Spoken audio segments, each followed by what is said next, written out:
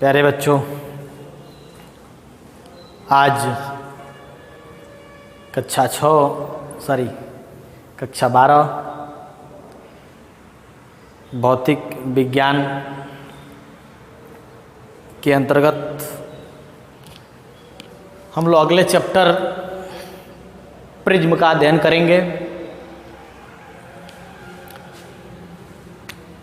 अब तक हम लोगों ने 3 चैप्टरों का अध्ययन कर लिया। आज टॉपिक प्रिज्म के रूप में हम लोग को अध्ययन करना है। सबसे पहले हम लोग इसकी परिभाषा जानते हैं कि प्रिज्म है क्या। तो प्रिज्म एक ऐसा पारदर्शी माध्यम होता है। प्रिज्म एक ऐसा पारदर्शी माध्यम होता है जो किसी कोण पर 2 समतल पारदर्शी पृष्ठों द्वारा घिरा होता है। प्रिज्म एक ऐसा माध्यम होता है जो किसी कोण पर 2 समतल पारदर्शी पृष्ठों द्वारा घिरा होता है। हम लोग फिगर के माध्यम से समझते हैं। जैसे ये कोई मान लीजिए एक पारदर्शी पृष्ठ है और ये दूसरा पारदर्शी पृष्ठ है और ये किसी कोण पर घिरा हुआ है और इस बीच का जो माध्यम कवर्ड हो रहा है, इस माध्यम को ही हम कहते हैं प्रिज्म।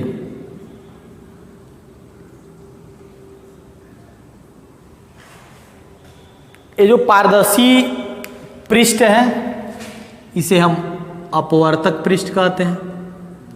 अपवर्तक पृष्ठ, और जो कोण होता है उसे हम अपवर्तक कोण कहते हैं।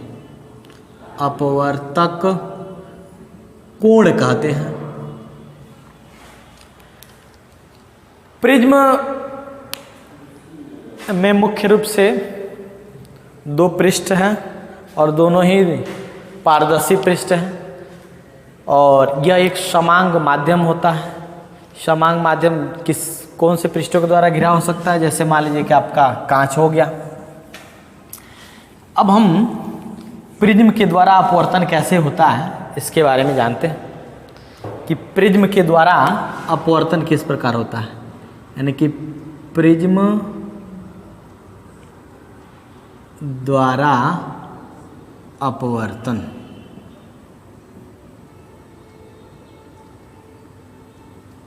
प्रिज्म द्वारा अपवर्तन।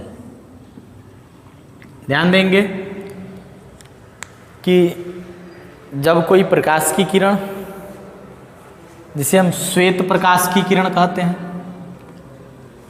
जब वह प्रिज्म के किसी एक पृष्ठ पर आपतित होती है, जैसे मान लीजिए कि ये कोई प्रकाश की किरण है और ये श्वेत प्रकाश किरण है, इस प्रिज्म पर आपतित हो रही है, तो ये सीधे न जा करके ये अपने मार्ग से विचलित होती है, अर्थात यहाँ पे इसका एक बार अपवर्तन हो जाता है। यानी कि ये ऐसे जाती है और ये जब प्रकाश की किरण दूसरे पृष्ठ पर जाती है तो वहाँ एक बार और इसका अपवर्तन होता है।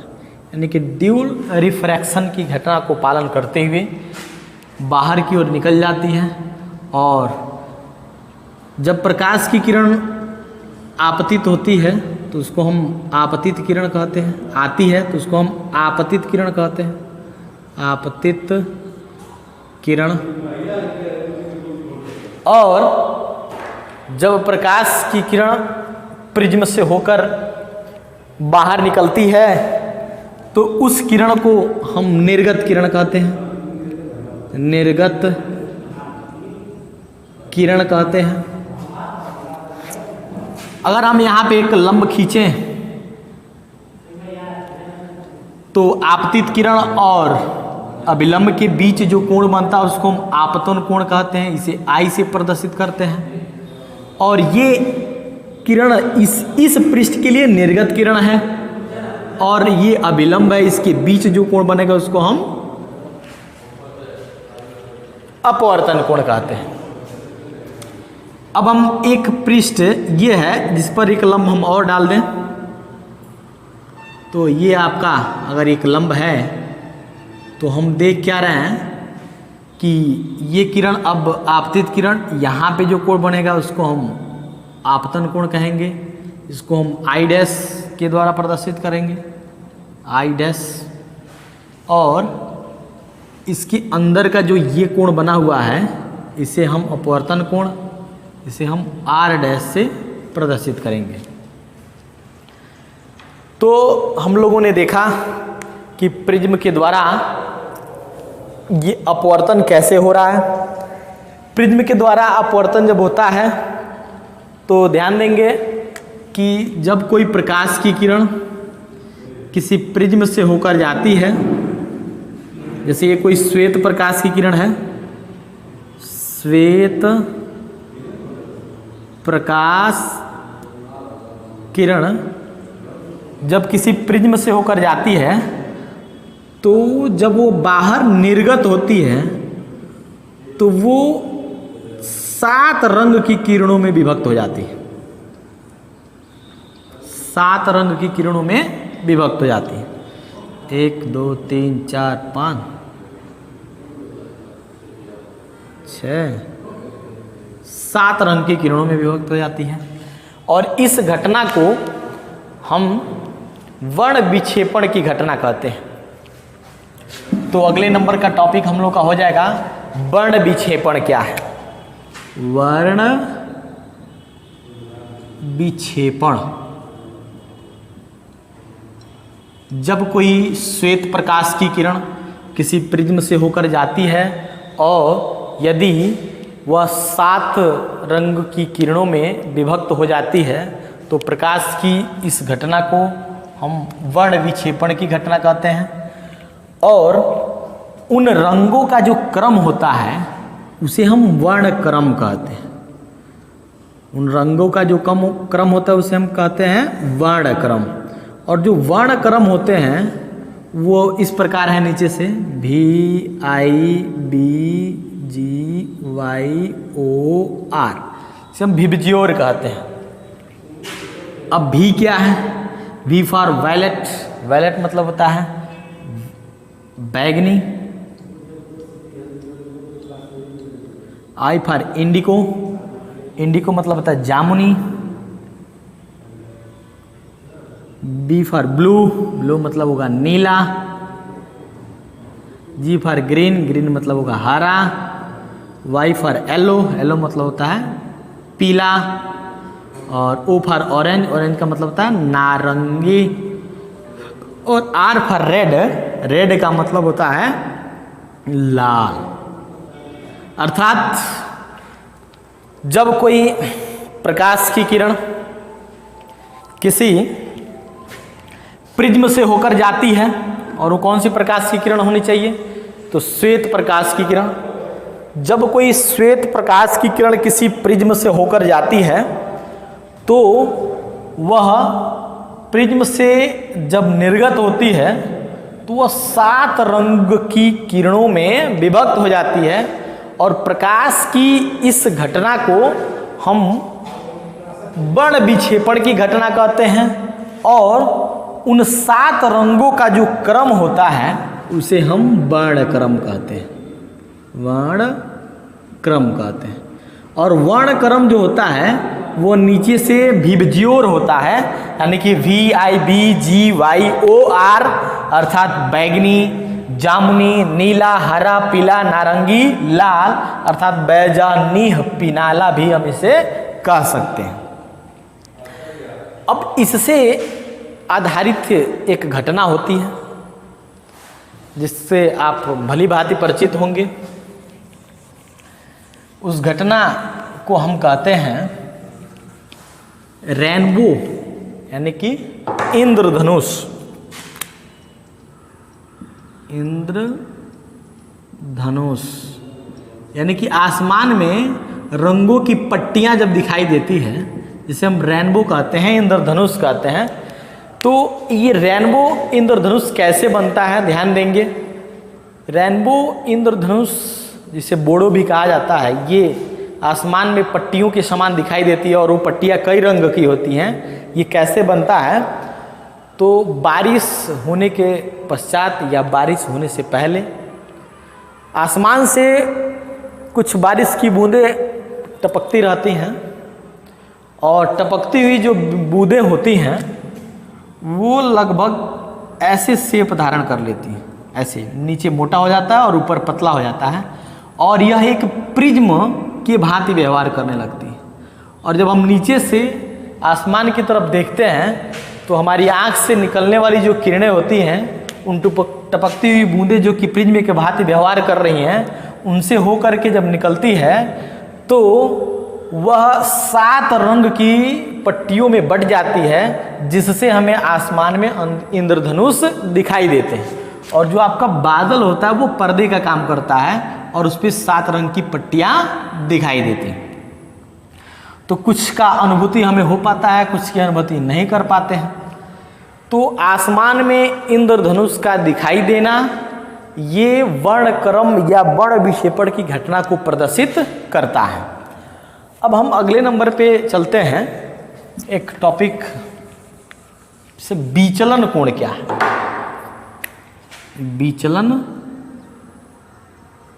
कोण, विचलन कोण ध्यान देंगे।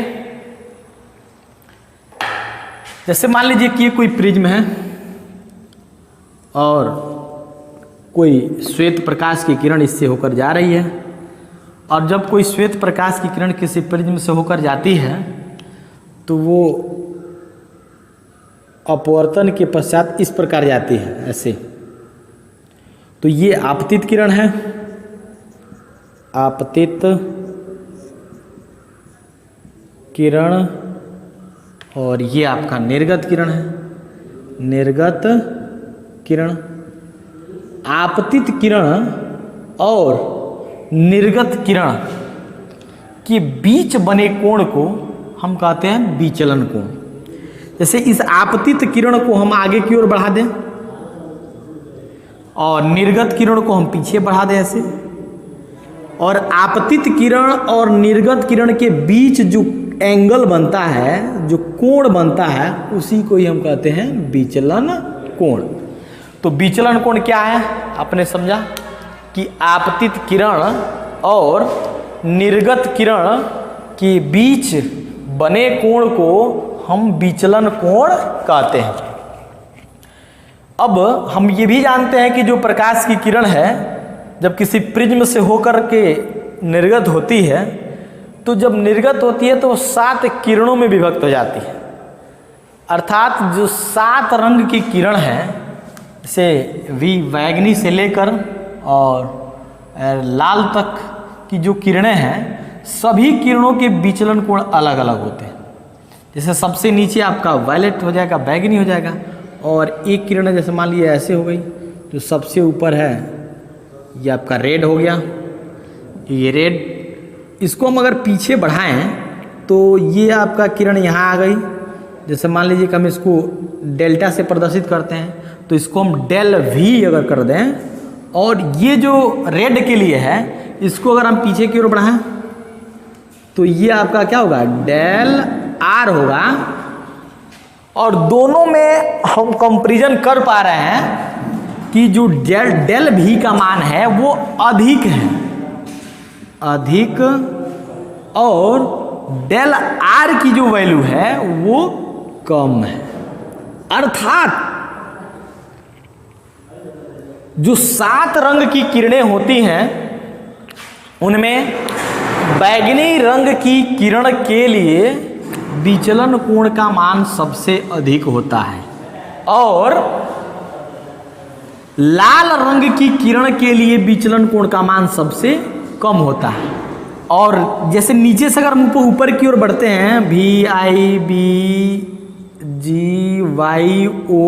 ऐसे होता है, तो अगर हम बैगनी से आगे अगर चले इंडिगो पे, से जामुनी पे चलें तो इसका थोड़ा सा और कम हो जाएगा।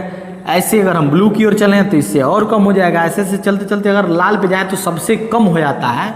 और लाल रंग की जो किरण है इसके लिए जो कोण यहाँ बनेगा विचलन कोण, इसी को हम कहते हैं अल्पतम विचलन कोण।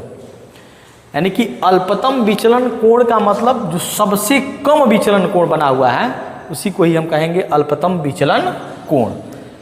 अब जो 7 रंग की किरणें हैं ये कैसे विचलन कोण का निर्माण कर रही हैं, उनका मान कब अधिक होगा कब कम होगा, इसके बारे में हम लोगों ने जाना।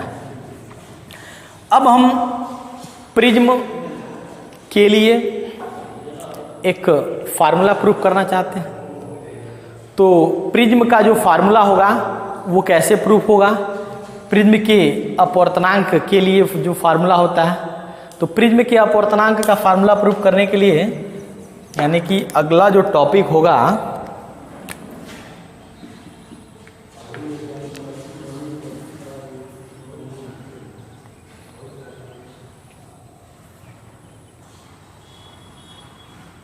प्रिज्म के लिए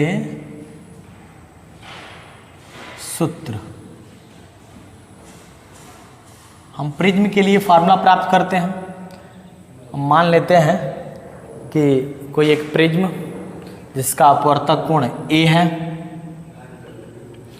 पर कोई किरण I कोण के साथ आपतित हो रही है और यह R कोण के साथ अपवर्तित हो जा रही है और पुनः I डैश कोण के साथ निर्गत हो रही है और उस समय उसका अपवर्तन कोण जो बना हुआ है वो क्या है? R dash. हम इसको अगर यहाँ का बिंदु अगर हम प्रिज्म को A B C ले लें और इसको D, यहाँ इस बिंदु को D दिखा दें, इसको हम E दिखा दें और यहाँ पर एक हम इसको पीछे की ओर बढ़ा देना और ये E हो गया, F हो गया और इसको हम G दिखा दें और यहाँ का जो कोण होगा वो आपका डेल्टा हो जाएगा। अब हम एक त्रिभुज लेंगे त्रिभुज EFG में, इन ट्रायंगल EFG यानी कि त्रिभुज EFG में, त्रिभुज EFG में जो आपका डेल्टा होगा वो बहिष्य कोण को प्रदर्शित कर रहा है। और आपको पता होगा कि किसी भी त्रिभुज में जो बहिष्य कोण का मान होता है वो त्रिभुज के अंदर स्थित दो कोणों के योगफल के बराबर होता है। अर्थात हम अगर बात करें इस डेल्टा की तो ये जो डेल्टा होगा वो बराबर हो जाएगा यहाँ का कोण, इस कोण का क्या नाम होगा? तो होगा GEF यानी कि एंगल GEF और प्लस इस एंगल के, और ये एंगल क्या होगा? तो होगा GFE, एंगल GFE के योगफल के बराबर होगा। अब हम दोनों कोणों का मान निकाल करके इसमें सबमिट करते हैं। GEF जो एंगल है उस कोण का मान हम कैसे निकालेंगे? ध्यान दीजिए, ये जो कोण है वो I है और ये लाइन इस लाइन को इंटरसेक्ट कर रही है पॉइंट E पर, और जब दो लाइन एक दूसरे को किसी पॉइंट पर इंटरसेक्ट करती है तो उसके वर्टेक्स के अपोजिट में जो एंगल बनता है उसे हम वर्टिकल अपोजिट एंगल कहते हैं और ये आपस में बराबर होते हैं। अर्थात ये अगर कोण I है तो इधर का पूरा कोण भी क्या हो जाएगा? I के द्वारा प्रदर्शित किया जाएगा। और हमें केवल और केवल इस कोण का मान निकालना है तो इसके लिए हम करेंगे क्या? तो पूरे कोण I से ये इतना कोण R को माइनस कर देंगे, घटा देंगे, अर्थात जो GEF होगा वो आपका हो जाएगा I माइनस R, यानी कि GEF की वैल्यू हमें प्राप्त हो गई I माइनस R प्लस, अब हम GFE की वैल्यू को फाइंड करते हैं। तो GFE जैसे हमने इस एंगल का मान निकाला है, ठीक उसी प्रकार इस एंगल का भी मान निकालेंगे। यदि अगर हम बात करें तो इस पूरे कोण की, तो ये जो पूरा कोण होगा यहां से लेकर यहां तक वह I डैश के द्वारा प्रदर्शित किया जाएगा वर्टिकल अपोजिट एंगल से, और इतने कोण की बात करें तो वो R से प्रदर्शित किया जाएगा। और हमें चाहिए क्या, तो केवल इतना चाहिए। तो हम क्या कर सकते हैं, तो I डैश में से R डैश को घटा सकते हैं, अर्थात ये हो जाएगा आपका I dash minus R dash. अगर हम इसको सॉल्व करें तो ये होगा I धन I डैश, एक ब्रैकेट में कर लें, और माइनस कॉमन करके R धन R डैश लिखा देते हैं, और ये किसकी वैल्यू हो गई, डेल्टा की वैल्यू हो गई, और इसे हम इक्वेशन नंबर फर्स्ट से सिंबल करेंगे। ये आपका इक्वेशन नंबर फर्स्ट हो गया। अब समीकरण नंबर 1 हम इसको मान लिए। अब पुनः एक हम चतुर्भुज ले रहे हैं, और वो चतुर्भुज होगा क्या, तो लिखेंगे चतुर्भुज ये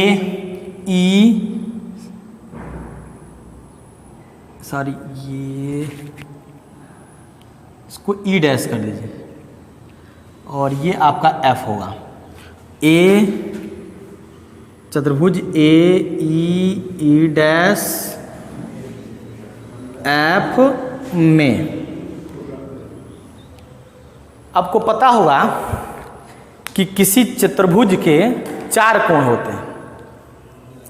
यदि किसी चतुर्भुज के 4 कोण हों और उनमें से 2 कोण 90-90 अंश के हों, अर्थात 2 कोण मिलाकर के कितने हो जाएंगे, तो 180 अंश हो जाएंगे।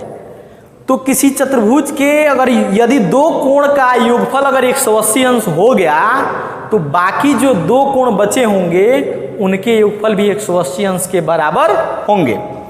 जैसे हम देख रहे हैं कि यह एक लंब है इस पर, तो ये जो कोण होगा ये 90 अंश होगा, और ये जो कोण होगा ये भी 90 अंश होगा, और हमको पता है कि किसी चतुर्भुज के चारों कोणों का योगफल 360 अंश होता है, जिसमें से ये 90 और ये 90 घट गया, यानी कि 180 घटेगा तो कितना बचेगा, 180। यानी कि अब इस चतुर्भुज के बाकी जो 2 कोण बचे हैं, इन दोनों का योगफल कितना होगा, 180 होगा। अर्थात हम इसमें दिखा सकते हैं कि angle A plus angle E dash equal to 180, इसको हम इक्वेशन सेकेंड दिखा देंगे। पुनः एक हम त्रिभुज लेते हैं, पुनः त्रिभुज, और वो क्या होगा, E dash F, E dash F में।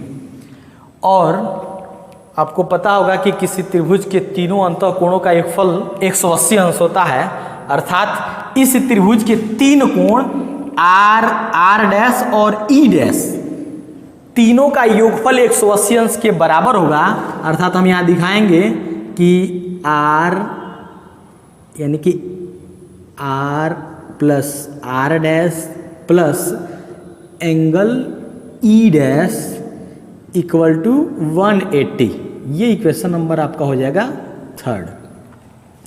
अब हम from equation second and 3rd का कंपैरिजन करें। अगर दोनों की अगर हम बात करें तो दोनों समीकरण के जो राइट हैंड साइड हैं वो आपस में बराबर हैं, तो इनके लेफ्ट हैंड साइड भी आपस में क्या होंगे, बराबर होंगे। अर्थात इनके जो लेफ्ट हैंड साइड हैं यानी कि इसका लेफ्ट हैंड साइड ए प्लस ई डैश, यानी कि angle A plus angle E dash equal होगा किसके, तो वो इक्वल होगा आपके आर धन आर डैश धन ई डैश के, आर धन आर डैश धन ई डैश के बराबर होगा। अब हम एंगल ई डैश से एंगल ई डैश को कैंसिल कर सकते हैं, अर्थात यहाँ से ए बराबर आपका आएगा आर प्लस आर डैश। अब इसको इक्वेशन हम फर्स्ट मान लें और अल्पतम की स्थिति में आई बराबर आई डैश कर लें और आर बराबर आर डैश कर लें, और इसके बराबर अगर हम आई को ले लें और इसके बराबर अगर हम आर को ले लें तो उस स्थिति में ए बराबर यहाँ से होगा आर प्लस आर डैश, दोनों आर हो गया यानी कि आर प्लस आर, यानी कि तब ए बराबर आपका क्या होगा 2r। इसलिए यहाँ से आर की जो वैल्यू होगी वो क्या हो जाएगी, तो वो होगी आपकी a/2। अब पुनः समीकरण नंबर जो हम 4 लिए हैं उस समीकरण नंबर 4 से समीकरण नंबर 1 का हम मिलान करते हैं, यानी कि समीकरण नंबर 4 एवं समीकरण 1 से आर धन आर डैश के जगह पे यहाँ पे दिखाई दे रहा होगा आर धन आर डैश के जगह पे हम ए को सबमिट कर सकते हैं, अर्थात जो डेल्टा होगा वो आपका बराबर हो जाएगा किसके, तो आई प्लस आई डैश अब minus R plus R dash के जगह पे हमने क्या प्राप्त किया है ए को, अर्थात इसमें ए कर लेंगे और आई धन आई डैश के दोनों के जगह पर हम आई ले लें तो हम दिखा सकते हैं इसको आई इक्वल टू होगा आई प्लस आई माइनस ए, यानी कि ये क्या होगा, इस ए को इधर अगर हम ट्रांसफर करें तो ये होगा ए प्लस डेल्टा, और अल्पतम की स्थिति में जो डेल्टा होगी वो डेल्टा यम हो जाएगी, यानी कि अल्पतम विचलन कोण हो जाएगा, यानी कि डेल्टा को हम अल्पतम की स्थिति में डेल्टा यम दिखा सकते हैं, यानी कि ए प्लस डेल्टा यम बराबर ये हो जाएगा 2i। अब हम यहाँ से i का मान निकालें तो होगा ये a plus delta Yama upon 2। अब हम यहाँ स्नेल के नियम से by Snell's law, Snell's law, Snell के नियम से यदि हम इस प्रिज्म के पदार्थ का अपवर्तनांक यन लें, यदि हम प्रिज्म के पदार्थ का अपवर्तनांक यन लें तो उस स्थिति में यन इक्वल टू हो जाएगा sine I upon sine R. Snell के नियम से यन इक्वल टू होगा sine I upon sine R, अर्थात यन इक्वल टू, अब जो आई और आर की वैल्यू हम प्राप्त किए हैं, इन आई और आर के वैल्यू को हम इस स्नेल के नियम में अप्लाई कर देंगे, अर्थात तब हो जाएगा आपका साइन आई, और आई की जगह पे हमने प्राप्त किया a plus delta m by 2, अर्थात हो जाएगा a plus delta Yama upon 2 upon R की जगह पे हमें अप्लाई करना है ए बाई 2, यानी कि साइन ए बाई 2। यही आपके प्रिज्म के लिए सूत्र होगा। यदि प्रिज्म के अपवर्तनांक और उसके अल्पतम विचलन कोण में संबंध का फार्मूला अगर पूछे तो हम उसके लिए प्राप्त करेंगे n equal to sine a plus delta m by 2 equal to sine a by 2। तो प्यारे बच्चों आज के लिए बस इतना ही, धन्यवाद।